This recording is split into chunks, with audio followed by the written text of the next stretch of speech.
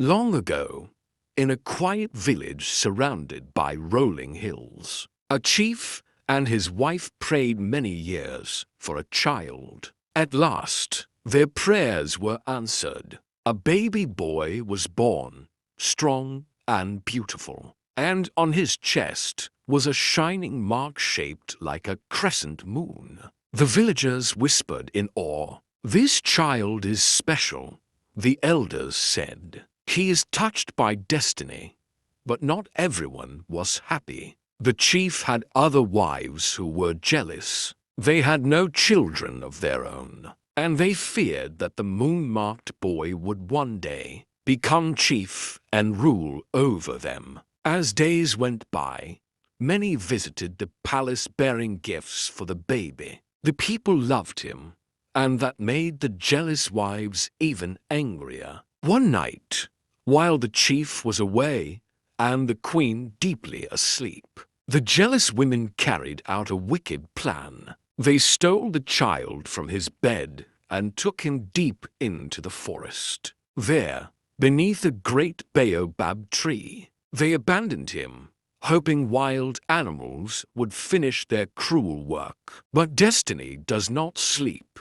As the baby cried, the moonlight grew brighter. The mark on his chest shone like a lantern in the darkness. The animals of the forest gathered around him, not to harm him, but to protect him. A lion lay beside him to keep him warm. Birds perched above to watch for danger, and an old woman, a healer who lived alone in the forest, followed the strange glow until she found the child. She understood at once that this was no ordinary boy. The old woman took him home and raised him as her own. Under her care, he grew into a strong young man. She taught him the language of the wind, the secrets of herbs, and the wisdom of patience. Years passed. One day, the young man traveled toward the village market to sell herbs.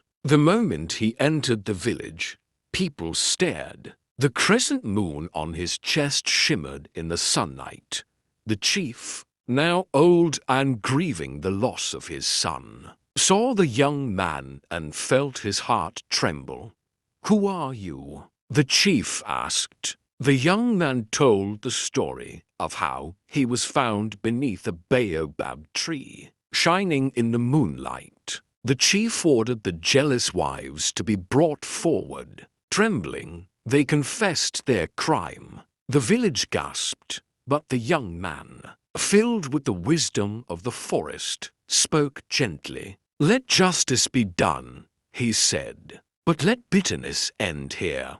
The jealous wives were sent away from the palace, and peace returned to the land. The child with the moon on his chest became chief, a ruler who shone with kindness and strength, just like the light that had saved him. And from that day on, whenever the moon rose over the hills, the villagers would say, "See how it shines, just like the heart of our chief."